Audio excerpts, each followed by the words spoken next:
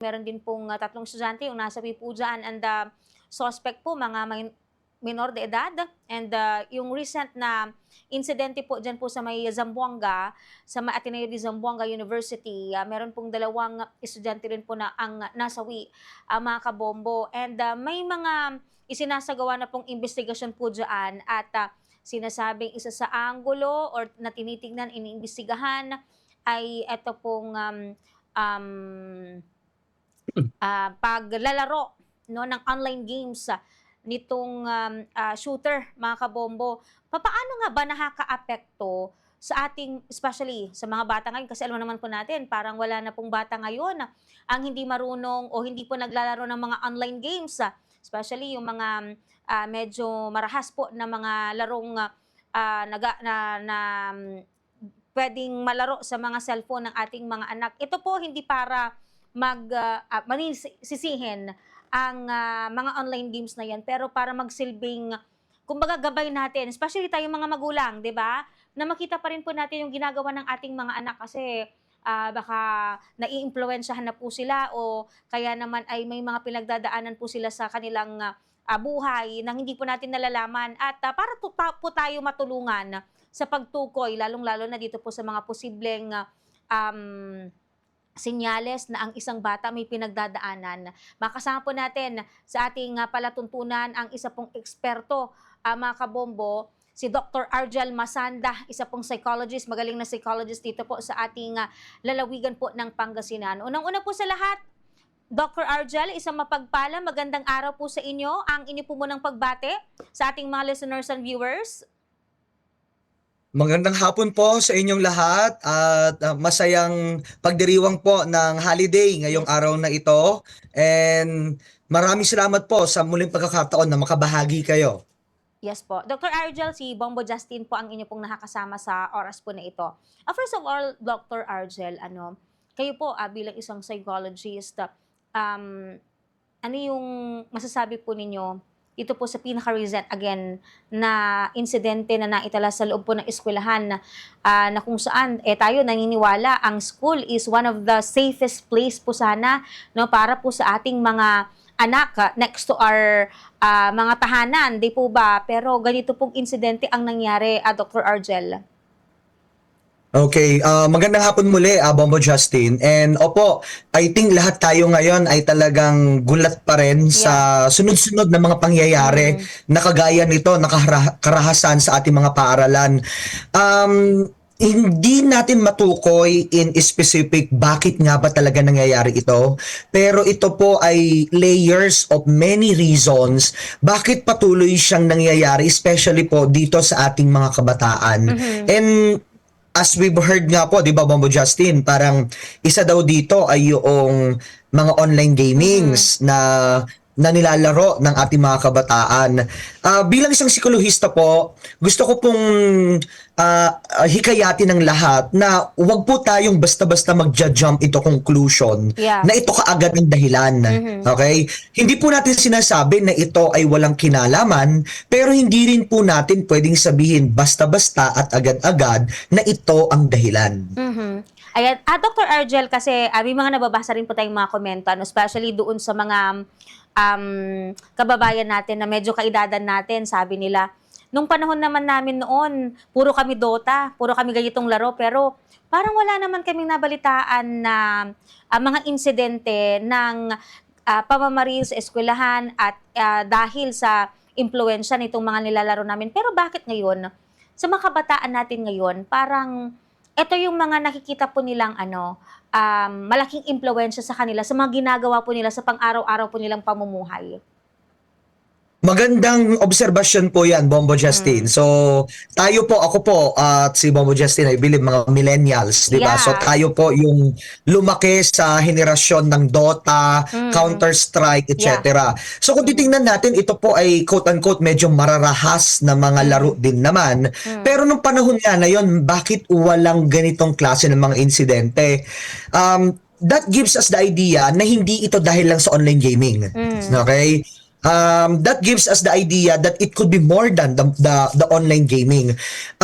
Again po, ito po ay conglomerated, multi-layered reasons. Isa dito, syempre, would be yung environment na tayo, na kinagisnan po natin. Kung mapapansin po natin kasi nowadays, nanonormalize in our everyday life through mass media ang karahasan na kung saan normal na lang na naririnig natin ang murahan, ang Yeah. pagsasabi ng hindi maganda, 'di ba? Ang paggawa ng hindi tama sa iba, tapos ang justification ng mga tao diyan, totoong tao lang daw siya. So, yung mga ganitong klase ng maling pangunawa sa mga maling bagay, nagdudulot ito ng maling pangunawa sa mga bata. The mere that we normalize bad things to be just okay and we are able to rationalize certain reasons behind that wrong deeds, that gives now the idea sa mga bata na, okay lang naman pala na ganito. So, pagka pala galit ako, pwede ko na lang basta murahin yung kinagagalitan ko, 'di ba? Or pwede ko na lang basta gawan ng hindi maganda yung taong ayaw ko. Kasi tanda po natin nung mga panahon natin, Bombo Justin, 'di ba? Alam natin na talagang mali ang pagmumura at kailanman ay hindi ito magiging tama, mali na gumawa ng hindi maganda sa iba. Although hindi ko sinasabi na hindi tayo nagmumura. Yeah. Okay? Oo. Meron at meron pa rin tayong hindi magagandang gawain pero hindi natin to nino-normalize. So these kinds of system that tends to normalize these kinds of wrongdoings definitely predisposed itong mga bata to think that certain behaviors can be actually normalized. Dr. Argel, kayo po bilang isang psychologist, no? Nakikita niyo ba na mas malaki pa rin po yung epekto like ng nararamdaman ng isang tao tulad ng anger, galit kesa doon sa posibleng maging impluwensya ng, yun nga, online or kaya naman ng mga taong nakakasalamuho o nakakausap ng isang tao para magawa niya yung ganitong klase ng pangyayari or insidente? Yes, Bobo Justin. May kinalaman ng ating emotion regulation at yung ating critical thinking skills, okay? Pagdating po doon sa pag-manage natin ng ating nararamdaman. So, again, hindi ibig sabihin nito mas magagalitin ang mga kabataan ngayon kumpara sa kabataan nung araw. Okay? Kumbaga ba pare-parehas lang po tayo na nakakaramdam ng galit at ang galit po ay isang normal na pakiramdam. Ibig sabihin, lahat tayo ay nakakaramdam ng galit. Ang magiging problema po dito ay kung paano natin ipinapahayag ang ating galit. Okay? The moment na maisip natin na basta galit tayo, pwede tayong gumawa ng hindi maganda sa taong kinagagalitan natin, that now becomes problematic. Okay? So, ang problem po dito would be, yes, tama po kayo, bukod sa pagkatao natin na baka magagalitin talaga tayo, would be yung inability natin to regulate, okay, yung ating emotion. So, we call that emotion regulation. At yung capacity natin na kontrolin ang ating sarili o yung tinatawag natin na sense of agency. Yes po.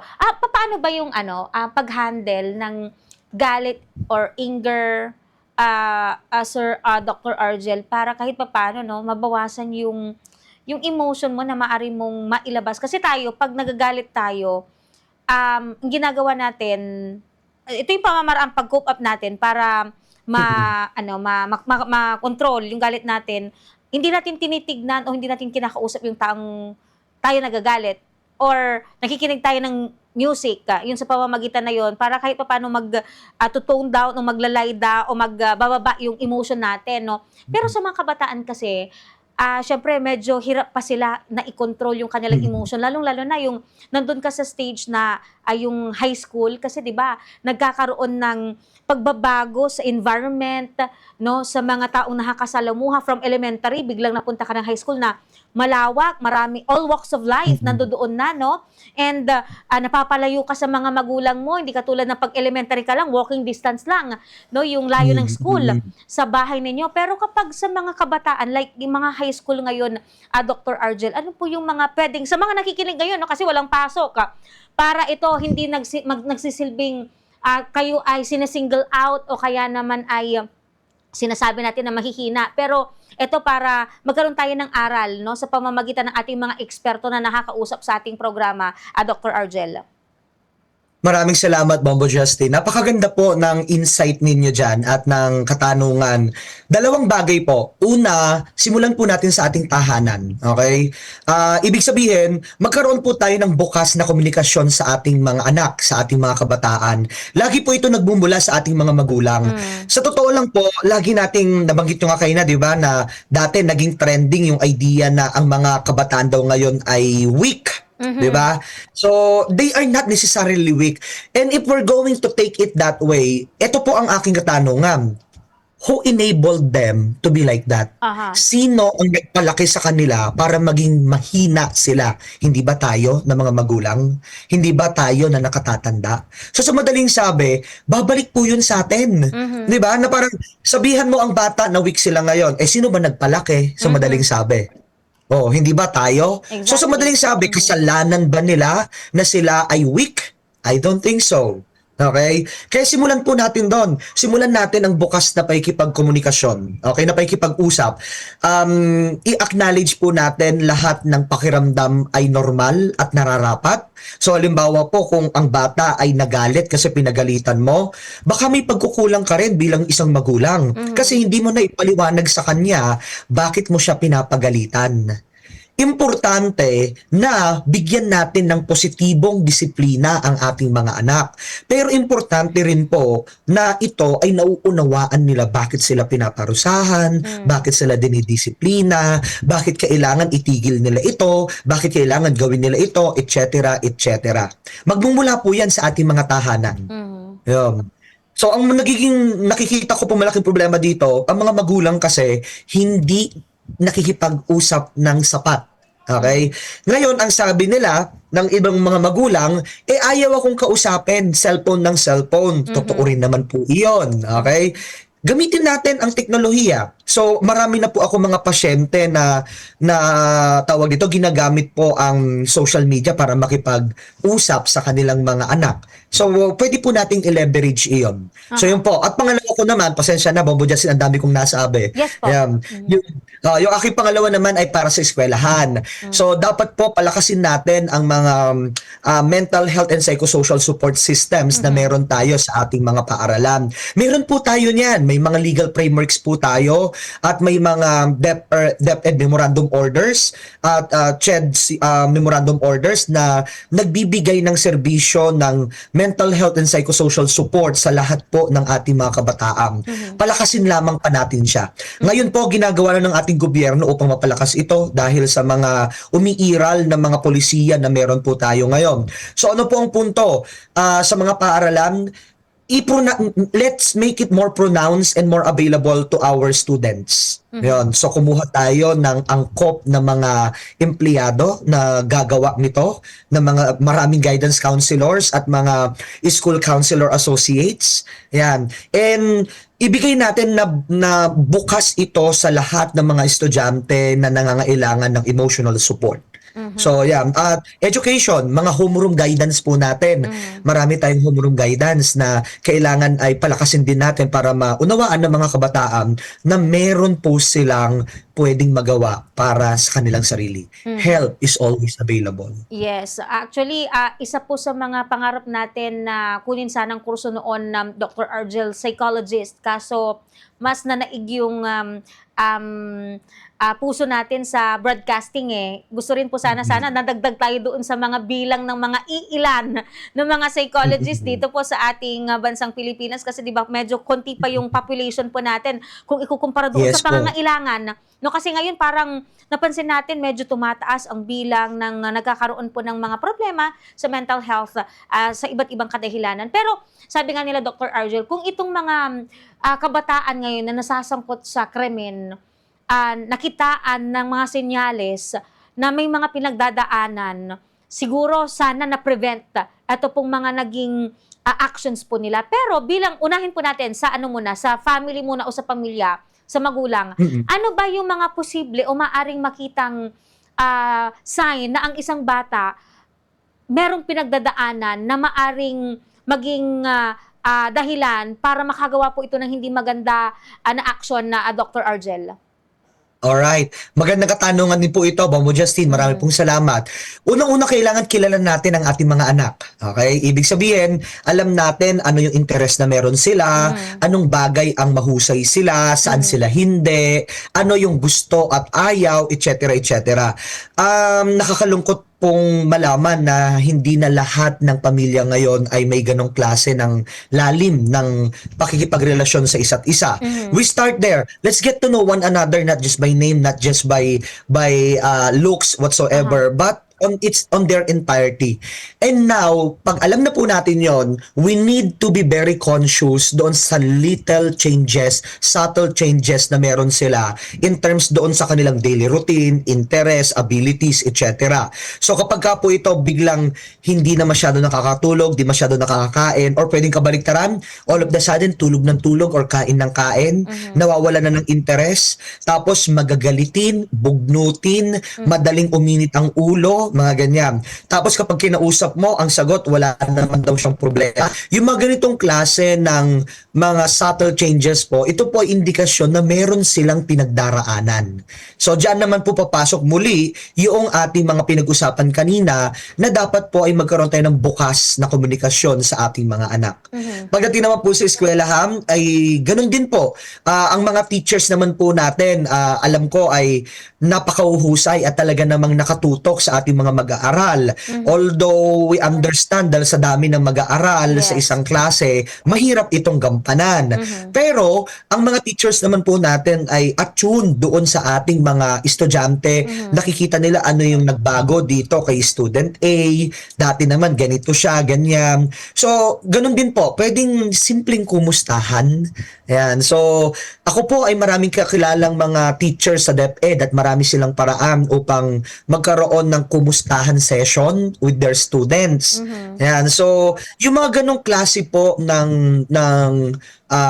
paraan ay malaking tulong para sa mental health ng mga estudyante. Hindi po kailangan na ang subject mo values ed para lang makipagkumustahan ka ha.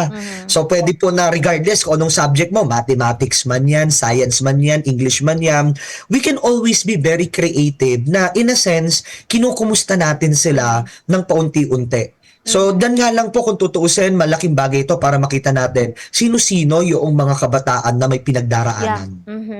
Katulad na lamang ng isang teacher na napapanood natin sa social media na idinadaan niya sa status, parang line, para malaman kung sino yung mga estudyante nila na may pinagdadaanan sa love life kasi ganito yung naging hugot niya. Kumbaga mga hugot lines, yung pamamaraan niya. At tama yung nabanggit po ni Dr. Argel, no, yung pagiging creative. Kasi ganyan yung gusto ng mga bata ngayon yung dinadaan mo sila sa mga makabagong pamamaraan na makakarelate sila doon sa mga trend na tinatawag. Dr. Argel, one thing, kasi sabi nga nila, dapat ang mga magulang binabantayan yung mga online activities ng kanilang mga anak. Pero, paano natin gagawin yon? Katulad na lamang, siyempre, di ba, may mga anak na ayaw pagamit yung cellphone, may mga password yung kanilang mga cellphone. Alam po natin yan. So, kahit paano natin ma-engage yung ating sarili bilang magulang doon sa mga online activities ng ating mga anak na, kumbaga, parang hindi nila ito iti-take negatively na, pakialamera naman si mama, pinapakialaman niya, binabasa niya yung mga message ko. Kasi, siyempre, private pa rin po nila yun, Dr. Argel. Tama po kayo dyan, Bombo Justin. Sa totoo lang po, napakahirap maging magulang. Yes. Okay? Wala po talagang tamang paraan, pero maraming maling paraan. Okay? Para maging magulang. Parang trial and error kasi lagi ito. Dyan, ang pinakasimpleng sagot po sa katanungan ay ito. Kaibiganin natin ang ating mga anak. Okay? Kailangan po maging kaibigan nila tayo, pero with certain boundary pa rin. Ibig sabihin, di ba parang sa teacher, pwede naman na okay, friendly ako sa iyo, pero still teacher mo ako. Kung anong papagawa ko sa iyo, gagawin mo. Something like that din po. Ang problema po kasi, hindi lahat ng mga kabataan ay malapit sa kanilang mga magulang. Siguro, ang mga magulang din minsan ay dahil busy sa trabaho, alam po natin yan, maraming dapat gawin, di ba? Pagod na pag-uwi ng bahay. Gets po natin yan, okay? Pero still, bilang magulang, trabaho pa rin po kasi talaga natin, tayo po ang mag-a-adjust sa kanila. Ibig sabihin, when I say adjust, magre-reach out. Okay? Pero syempre, tayo pa rin po ang masusunod. Yan po yung balanse na kailangan natin. We reach out to them, okay? But at the same time, at ultimately, bilang magulang, ikaw pa rin ang masusunod. So tama po na i-maintain natin yung privacy nila, lalo na dahil binata, dalaga na itong mga ito. Yes. Importante, bigyan natin sila ng space sa kanilang sarili. Pero we need to make them feel and realize na whenever things becomes heavy, you can always come to me. You can always cry on my shoulder. Yeah. I'm your daddy. I'm your mommy. I will always be here. Yes po. Yan yung kailangan natin maiparamdam. Bombo Justin, yung ganong klase, alam ko, it sounds very cheesy, pero maniwala po kayo, literature has already proven na yung ganong klase ng relationship sa ating mga anak is the biggest protective factor para hindi sila magkamali or magrebelde sa kanilang buhay. Even though normal sa mga kabataan ito. Actually, medyo ganyang tipo tayo ng magulang, yung clingy na mga magulang, uri ng magulang, yung, kumbaga parang minsan, na-ooihan na kasi lalo na lalaki yung anak natin na sa edad niyang 11 years old, parang yung pag nilalapitan, kinakausap pa rin siya, nandoon pa rin yung pagiging cheesy na nanay, kahit na binata na, siguro somehow makakatulong yan. At isa din po sa napansin natin, no, bilang isang magulang, magpasalamat tayo kapag yung anak natin, minsan kasi, di ba, pag abala ka sa trabaho, pag uwi mo ng bahay, gusto mo tahimik na eh. Pero magpasalamat tayo kapag pagdating mo sa bahay, naririnig mong maiingay yung mga anak mo.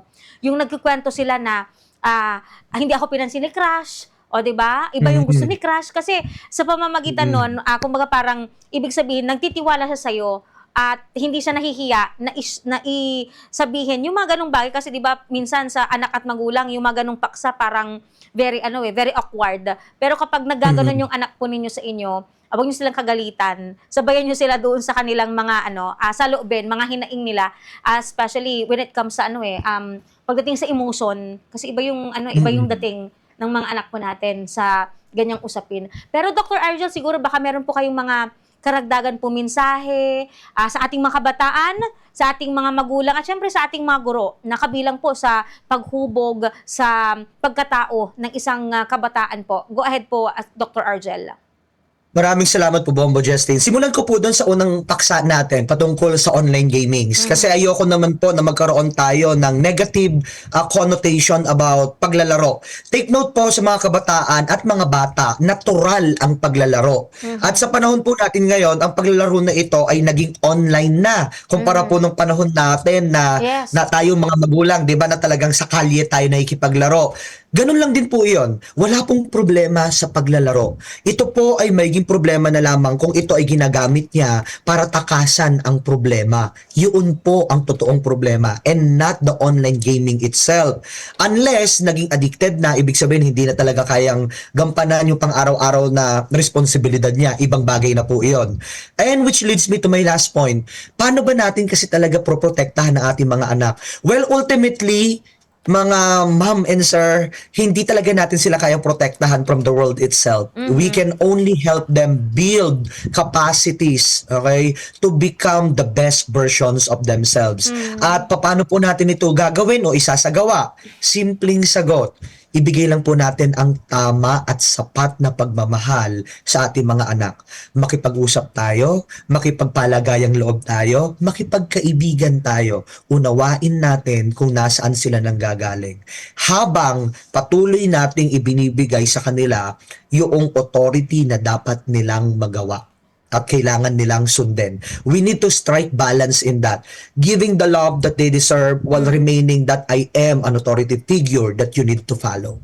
I hope po, yun po yung balanse na makuha nating lahat. Yes. Sa mga kaguruan po, ipagpatuloy lang po ang ating pagtuturo. Alam ko, mahirap magturo nowadays kasi nga, challenging na talaga ang ating mga kabataan. Pero take note, education is always the way forward. So, sa lahat po ng ating mga kaguruan, kudos po sa inyong lahat. Marami pong salamat, Bombo Justin. Yes po. Dr. Argel, sana sa mga susunod na pagkakataon, magkaroon pa tayo ng ganitong oras kasi actually, ang dami nating gustong katanungan, ang dami nating gustong mapag-usapan when it comes po sa mental health kasi napakalawak pong sakop po niyan, di ba, Dr. Argel, para sa kapatiran ng ating mga listeners and viewers na hindi po araw-araw nagkakaroon ng pagkakataon na makapakinig ng mga salita mula sa mga ekspertong katulad po ni Dr. Argel. Maraming salamat po.